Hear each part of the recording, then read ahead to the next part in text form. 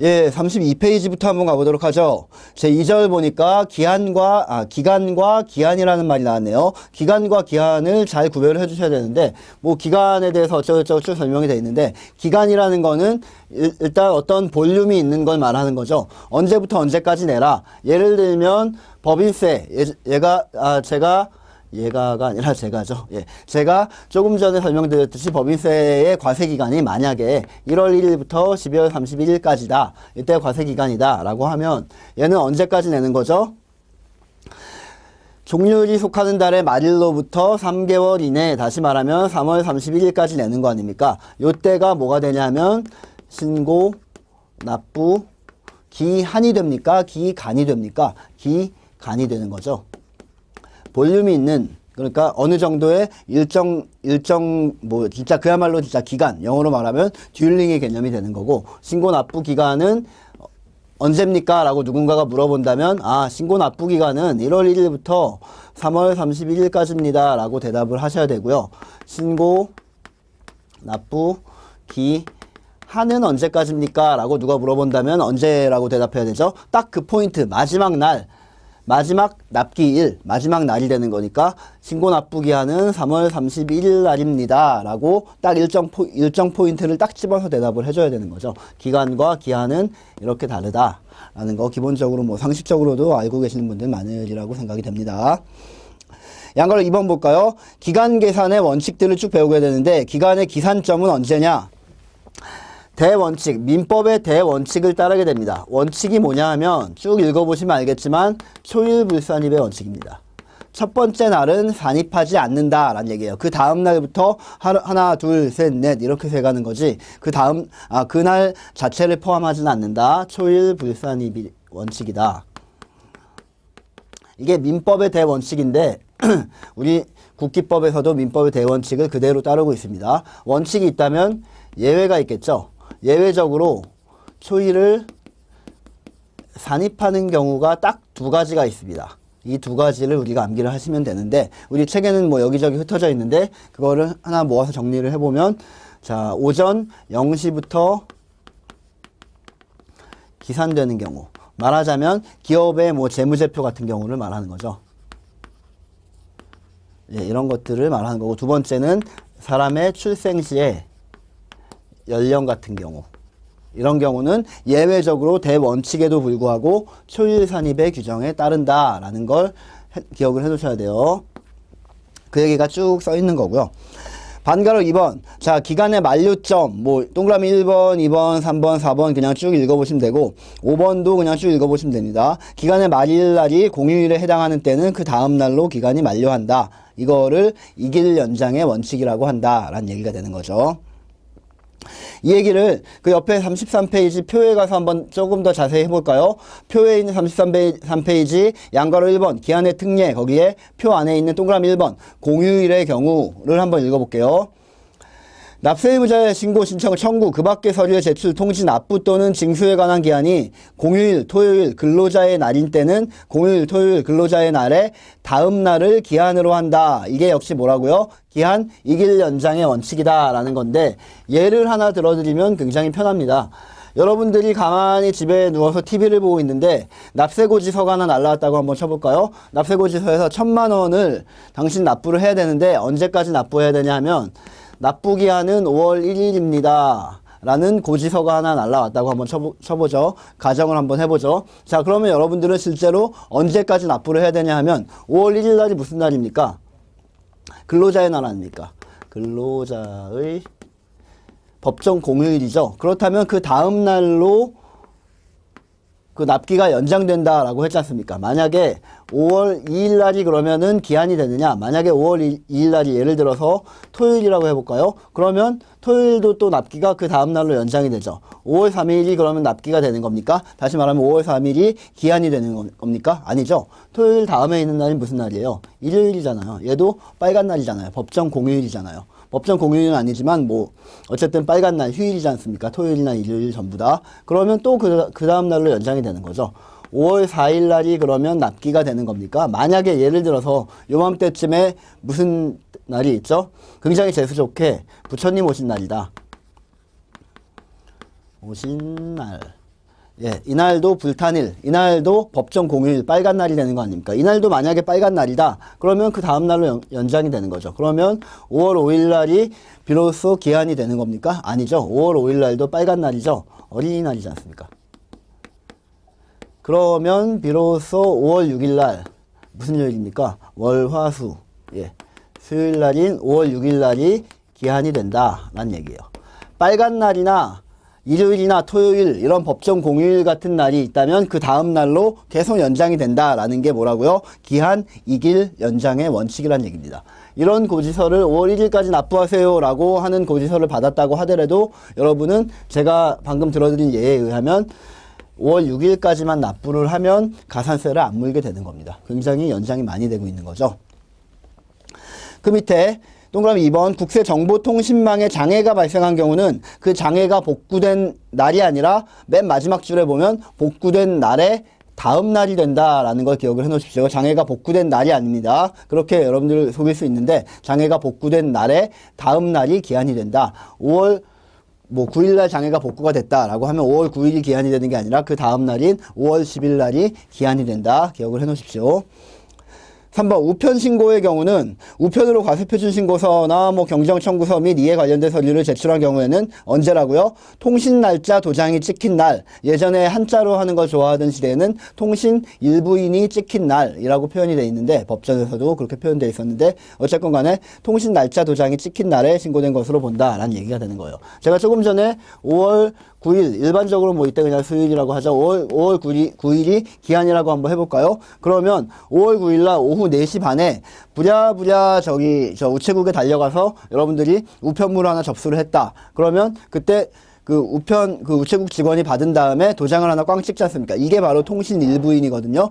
이 통신 일부인이 찍힌 날에 신고된 것으로 본다. 다시 말하면 세이프가 됐다는 얘기입니까? 아웃이 됐다는 얘기입니까? 세이브이 됐다는 얘기죠. 5월 9일 안에 통신 일부인이 찍히기만 하면 그 기한을 지킨 것으로 본다라는 얘기니까. 다시 말하면 요거를 발신주의라고 표현을 합니다. 발신한 날에 통신 일부인이 찍힌 날에 나를 기준으로 기한을 넘었냐 아니냐 세이브냐 아니냐를 판단을 하게 된다라는 얘기가 되는 겁니다. 그러니까 우리가 우편으로 뭔가 신고서를 낼 때는 발신주의에 의한다라는 말이나 우리가 우편으로 신고서를 낼 때는 통신 일부인이 찍힌 날을 기준으로 기한의 도과 여부를 판단을 한다라는 말이나 같은 말이 되는 거죠. 뭘 읽었죠? 예, 3번 읽었고요. 예, 그 옆에 발신주의라는 말이 써있네요. 3번. 통신 날짜 도장에 찍힌 날에 신고된 것으로 본다. 괄호 열고 발신주의. 그 다음에 다만 이거는 그냥 한번 읽어보시고요. 4번. 전자신고의 경우에는 국세청장에게 전송된 때에 신고된 것으로 본다. 라는 거 기억을 해 놓으시고요.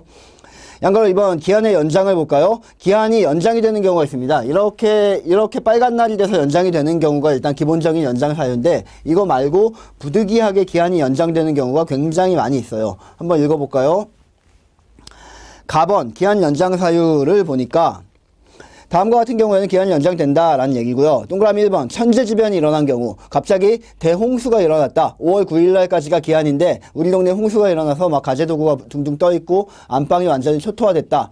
그런데도 납기를 못 지켰다고 가산세 내 이러면은 너무 비인간적이지 않습니까? 이렇게 천재지변이 일어나서 어쩔 수 없이 화재가 일어났다거나 이런 경우 수해가 일어났다거나 아니면은 산사태가 일어났다. 이런 경우에는 기한을 연장을 시켜줘야 되겠죠. 인간적으로 그게 인간의 도리 아닙니까? 국가가 수해간 사람들한테도 납기 안 지켰으니까 가산세 내 이러는 거는 너무 비인간적이고 비인도적인 처사 아닙니까?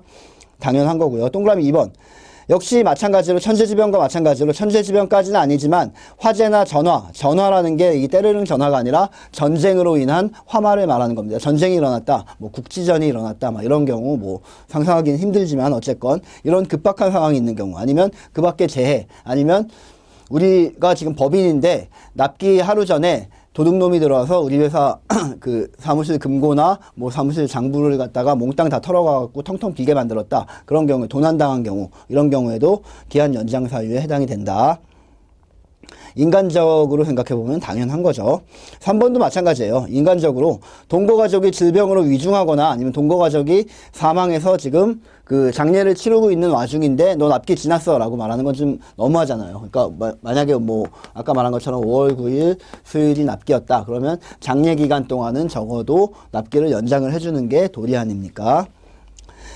네 번째, 납세자가 사업에 심각한 손해를 입거나 사업이 중대한 위기에 처한 때 얘를 동그라미 치고 별표를 해놓으십시오. 납부기한에는 근데 특이하게 신고, 신청 이런 거는 연장이 안 되고 오로지 납부기한만 연장이 되는 겁니다. 특이해요. 요 뒤에 하나가 더 나오는데 오로지 납부기한만 연장되는 게 딱 두 개가 있거든요.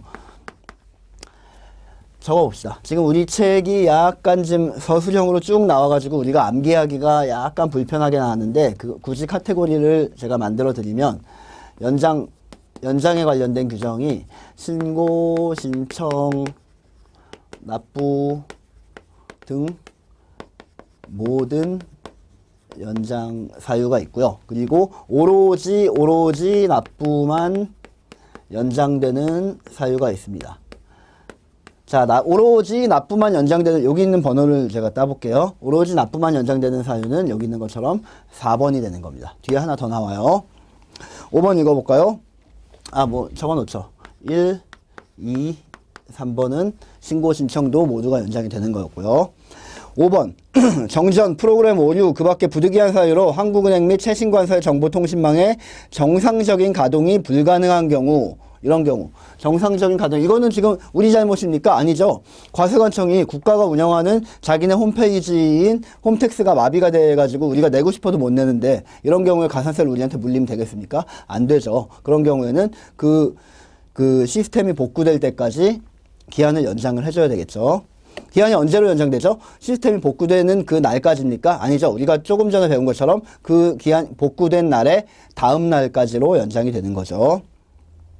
6번째, 금융회사 또는 최신관서의 휴무, 그 밖에 부득이한 사유로 정상적인 세금 납부가 곤란하다고 국세청장이 인정하는 경우, 이런 경우에도 우리 잘못이 아니잖아. 납세자 잘못이 아니라 관련된 금융관서, 우체국이나 은행의 잘못이니까 그런 때도 당연히 우리한테 책임을 물으면 안 되겠죠. 책임을 물으면 안 된다는 얘기가 다른 말로 하면 기한을 연장시켜줘야 되겠죠. 그런 얘기가 되는 거죠. 자, 몇 번입니까? 몇 번? 5번과 6번도 납부만 연장은 아니고 신고, 신청, 납부 등 모든 기한의 연장 사유가 되는 겁니다. 다음 페이지 7번, 권한 있는 기관의 장부나 서류가 압수 또는 영치된 경우라고 했습니다. 자, 사업에 중대한 위기가 있는 경우가 4번이고 권한이 있는 기관의 장부가 압수된 경우가 이겁니다. 나중에 여러분들이 시험 보기 직전에 공부를 마무리 정리를 쭉 하시게 될 텐데 마무리 정리하실 때 얘네 두 개가 굉장히 헷갈립니다.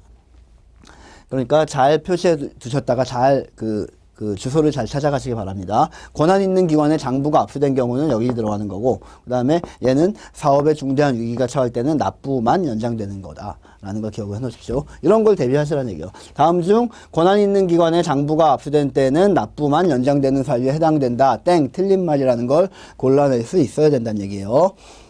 8번, 납세자 형편, 경제적 사정 등을 고려하여 기한의 연장이 필요하다고 인정되는 경우로서 국세청장이 기준에 해당하는 경우, 뭐 별 얘기는 아닌데 여기에 들어가네요. 8번. 사실상 제가 두 가지라고는 했지만 이거는 그냥 국세청장이 정하는 기준에 해당하는 경우 하나마나한 얘기니까 얘가 시험 문제 나올 확률은 없고 얘만 기억을 하시면 결국은 된다는 얘기입니다. 납부만 연장하는 경우는 얘 하나밖에 없다라고 기억을 하셔도 무방해요. 저 8번 말은 말 하나 마나한 내용이니까 가만히 읽어보면 9번은 좀 특이한 건데 세무사가 화재 전화 그 밖에 재해를 입거나 도난당한 경우 그 납세 관리인이나 아니면은 세무 대리인이 있지 않습니까? 저 같은 세무사들, 이런 세무사 사무실이 불이 난 경우, 뭐 대부분의 납세자들은, 사업하는 분들은 그 세금 신경 안 쓰고 그냥 사업만 열심히 하지 않습니까? 다 세무 대리인인 저 같은 세무사한테 맡겨놓고요. 세무사 사무실에 불이 났다. 그러면 그 납세자의 관련 장부는 날아갔다는 얘기니까 이런 경우에도 연장을 해줘야 되겠네요. 세무사회에서 열심히 로비를 하고 이런 경우도 좀 연장을 해줘라 라고 막 그 입법부에다 국회에다가 열심히 로비를 한 결과 만들어진 조문이에요. 그 다음에 담보 문제가 있는, 다시 앞으로 돌아가 보실래요? 뭐 이렇게 쭉 보면은 뭐 그런 얘기는 일단 없네요. 예, 그런 얘기는 없지만 그런 얘기 있네요. 33페이지 양가로 2번에 반가로 1번 가에 쭉 내려가시다 보면 가에 세 번째 줄 맨 끝에부터 이때 납부기한을 연장하는 경우 관할세무서장은 납부할 금액에 상당하는 담보의 제공을 요구할 수 있다. 단 3번, 5번, 6번의 경우는 제외한다. 3번, 5번, 6번의 경우는 납세 담보를 절대로 요구할 수 없다. 3번, 5번, 6번의 경우는 납세 담보를 요구할 수 없다. 3번이 뭡니까? 도난당한 경우. 화재나 전화나 도난당한 경우. 화재. 이때는 도난당하고 화재 때문에 지금 쩔쩔매고 있는데 이때까지도 납세 담보 내라고 요구하는 건 너무 또 비인간적이고 비인도적이라는 얘기죠. 5번과 6번을 가만히 보면 납세자 잘못이 아니잖아요. 납세자 잘못이 아니잖아요. 최신관서의 뭐 휴무 아니면은 그 6번 같은 경우고요. 아니면 5번 같은 경우 뭐 그 국세 관리 그 전산 시스템이 마비가 됐다. 내가 내고 싶어도 못 내는데 그런 경우에 뭐 기한 연장하는 건 당연하고 기한 연장하면서 담보를 요구하는 거는 너무 놀부심보 아닙니까? 자기네가 국가가 자기네 시스템을 잘못 관리해서 지금 내가 내고 싶어도 못 내고 있는 상황이니까. 자, 요렇게 동그라미 노란 동그라미 친 요 세 가지 경우에는 납세자 요 두 가지 경우는 납세 잘못이 아니기 때문에 요 한 가지 경우는 지금 너무 급박하고 지금 애가 화재가 나서 정신이 없는데 전쟁이 나가지고 지금 피난 가기 바쁜데 납세 담보를 어떻게 맡겨놓고 피난을 갑니까? 말이 안 되죠. 예, 이런 경우에는 납세 담보를 절대 요구할 수 없고 나머지 경우에는 전부 다 기한이나 납부만 연장을 해주기는 하는데 때에 따라서는 과세관청에서 납세 담보를 요구할 수 있다. 자, 나번 34페이지요. 나번 기한 연장의 신청과 승인. 기한 연장은 그냥 가만히 있으면 화재나 도난이나 뭐 전화, 뭐 전쟁이 났다는 거, 뭐 전쟁은 모르겠지만 어쨌든 화재나 우리 회사에 우리 집에 도난이나 화재가 발생했다는 걸 내가 적극적으로 신청해서 이렇기 때문에 나 연장해 주세요라고 신청하지 않으면 과세관청에서 알 리가 없죠. 그러니까 반드시 자동적으로 해주는 게 아니라 신청을 하고 그 신청에 대한 승인을 해주는 절차를 거치게 돼 있다는 얘기예요.